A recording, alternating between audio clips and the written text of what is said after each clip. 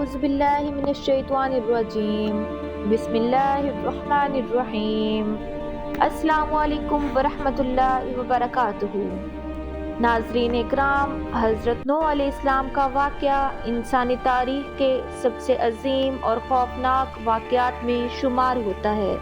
یہ صرف ایک سیلاب کی کہانی نہیں، یہ اللہ کی رحمت، اس کے عدل اور انسان کی ضد کا مکمل آئینہ ہے۔ قرآن مجید میں حضرت نوح علیہ السلام کا ذکر بار بار آتا ہے۔ ان کی دعوت، ان کی قوم کا انکار، کشتی کی تیاری اور وہ پانی جو صرف زمین کو نہیں بلکہ دلوں کو بھی ہلا گیا۔ یہ واقعہ ہمیں بتاتا ہے کہ جب اللہ کا فیصلہ آتا ہے تو نہ طاقت کام آتی ہے، نہ حسب و نسب، نہ ہجوم۔ زمانہ قدیم، انسانیت ابھی نہیں تھی، لوگ ایک اللہ کو مانتے تھے، لیکن وقت کے ساتھ شیطان نے آہستہ آہستہ راستہ بدلا۔ نیک لوگوں کے مجسمے بنے، پھر ان مجسموں کو عزت دی گئی، پھر عبادت شروع ہوئی۔ اسی قوم میں اللہ نے حضرت نوح علیہ السلام کو نبی بنا کر بھیجا۔ قرآن کہتا ہے کہ نوح علیہ السلام نے اپنی قوم کو رات دن پکارا، چھپ کر بھی، اعلانیہ بھی، نرمی سے بھی، سختی سے بھی۔ اللہ کی عبادت کرو، اس کے سوا تمہارا کوئی معبود نہیں۔ مگر جواب ایک ہی تھا، انکار، مذاق، طنز۔ وہ کہتے، یہ تو ہم جیسا ہی ایک انسان ہے، اگر نبی ہوتا تو فرشتہ ہوتا۔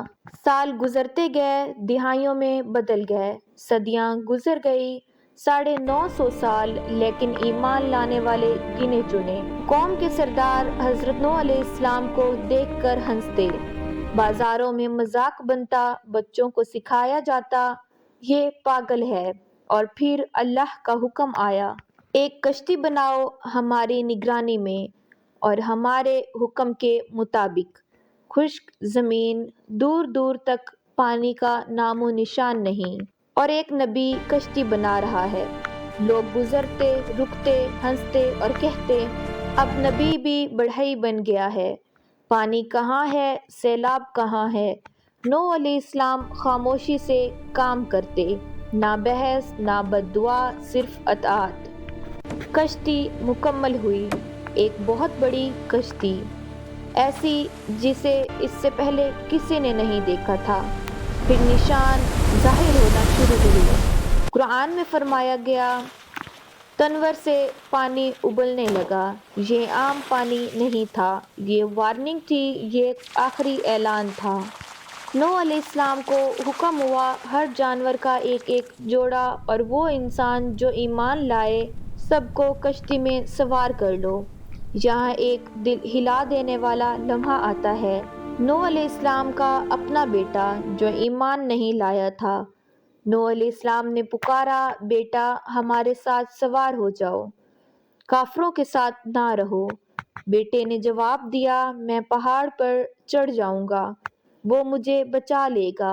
یہ صرف انکار نہیں تھا، یہ غرور تھا۔ اور پھر آسمان پھٹ پڑا، بارش نہیں طوفان، زمین نے بھی پانی اگل دیا، اوپر سے بھی نیچے سے بھی۔ قرآن کہتا ہے، پانی پہاڑوں جیسا ہو گیا، کشتی لہروں میں جھول رہی تھی، ہر لہر ایک دیوار کی طرح۔ نوح علیہ السلام کا بیٹا ایک لہر میں گم ہو گیا، نبی کی آنکھوں میں آنسو تھے، دل ٹوٹا ہوا تھا۔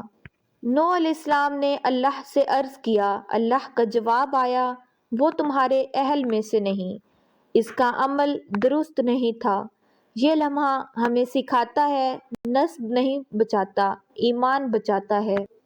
دنوں تک پانی، ہفتوں تک خاموشی، پھر اللہ کا حکم، اے زمین اپنا پانی نگل جا، اے آسمان تھم جا۔